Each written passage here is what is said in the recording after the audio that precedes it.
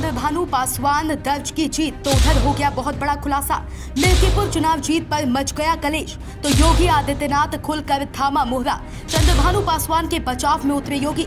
दोस्तों, मिल्कीपुर उपचुनाव में भाजपा प्रत्याशी चंद्रभानु पासवान की जीत को लेकर बड़ा चौंकाने वाला खुलासा हो गया है। सपा उम्मीदवार अजीत प्रसाद के पिता समाजवादी पार्टी से अयोध्या सांसद अवधेश पासी और सपा सुप्रीमो अखिलेश यादव ने भाजपा प्रत्याशी चंद्रभानु पासवान की जीत होने पर बहुत बड़ा खुलासा करते हुए आरोप लगाया है कि जिसके बाद से सियासी गलियारों में और हड़कंप मच गया है। जी हां, सही सुन रहे हैं आप। सपा सुप्रीमो अखिलेश यादव चुनाव आयोग और योगी आदित्यनाथ के सरकारी तंत्र को कटघरे में खड़ा कर दिया है। इन्होंने 6 वोट डाले, 2 वोट डाले। लोकतंत्र में उनको भी सम्मान मिलना चाहिए जो दूसरे जिलों से आकर के भारतीय जनता पार्टी के लिए उस जिले में वोट डाले थे जो हम लोगों ने पकड़ लिए थे। ये चुनाव नहीं था, ये लूटा था इन्होंने चुनाव, और ये जनता देख रही है। ये पीडीए के लोग, पीडीए समाज के तमाम मतदाता देख रहे हैं कि उनके साथ क्या भेदभाव हो रहा है। भैया जो लोग मिल्कीपुर जीत करके कोई संदेश देना चाहते हैं, अयोध्या की हार मिल्कीपुर की जीत बराबर नहीं कर सकती है। अयोध्या की हार हमेशा हमेशा के लिए अयोध्या की हार रहेगी। वो बदला नहीं हो सकता मिल्कीपुर की जीत। जो लोग ये कह रहे हैं मिल्कीपुर जीत करके बदला ले लिया, अयोध्या का बदला कोई नहीं हो सकता। अयोध्या की जनता ने अयोध्या में जिताया था, ये चुनाव भी जीत जाते, लेकिन इन्होंने बड़े पैमाने पे बेईमानी की है। एक में जीत सकते हो, लेकिन इस तरह की जो काम किया है वो 403 में आपकी 420 ही नहीं चलने वाली आने वाले समय में। भाजपा प्रत्याशी चंद्रभानु पासवान की जीत पर अखिलेश यादव अपने बयानों पर यहीं नहीं रुके। इन्होंने मिल्कीपुर और दिल्ली में केजरीवाल इंडिया गठबंधन की हुई हार पर कहा कि इंडिया गठबंधन और मजबूत होगा। हार से सीखना ही आने वाले समय के लिए रास्ता बनाता है।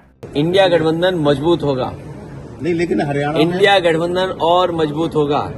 हम और आप लोग अपनी कई बार हार से बहुत कुछ सीखते हैं। हार से सीखना ही आने वाले समय के लिए रास्ता बनाता है। और सच्चाई तो ये पत्रकार साथियों, अगर आपको याद हो, चुनाव शुरू होने से पहले मिल्कीपुर का मैंने कहा था कि पत्रकार साथियों आपको जरूर आना चाहिए। ये महाकुंभ की तरह 144 वर्षों बाद ये उपचुनाव हुआ है। ऐसा उपचुनाव आपको 144 साल बाद ही देखने को मिलेगा। आपने आपसे ये मौका खो दिया, चूक गया। इसलिए मैं आपके माध्यम से कहना चाहता हूँ, लोकतंत्र के जांबाज लोग जिन्होंने ये चुनाव जिताया है, उन्हें प्रमाण पत्र मिलना चाहिए, उन्हें सम्मान मिलना चाहिए।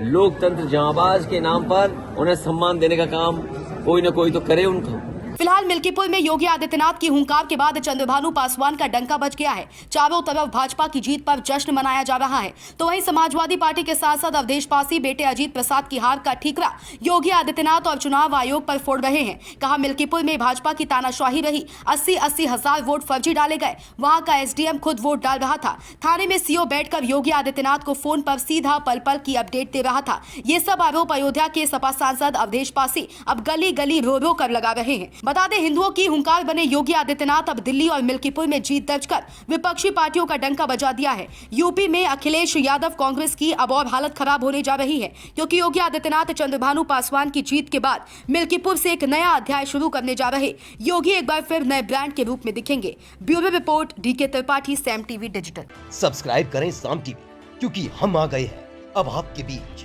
दिखाएंगे सत्ता के वादों और अपराधियों के एक एक कारनामे की हकीकत। और हाँ, अगर आपके पास भी हो कोई ऐसी खबर तो कमेंट करके हमें बताएं, क्योंकि बिना डर और दबाव के हम दिखाते हैं हर एक खबर डंके की चोट पर।